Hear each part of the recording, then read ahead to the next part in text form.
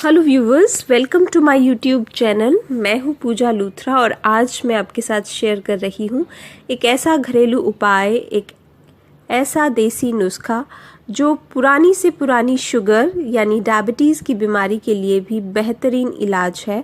तो चलिए जानते हैं इस देसी उपाय के इंग्रेडिएंट्स। इसके लिए आपको चाहिए 25 ग्राम लहसुन छिला हुआ, 50 ग्राम अदरक, 50 ग्राम पुदीना और 50 ग्राम अनारदाना। इन चारों चीज़ों को पीस कर चटनी बना लीजिए और इस चटनी को दिन में 3 बार यानी सुबह, दोपहर, शाम को खाने के साथ एक एक चम्मच खाइए।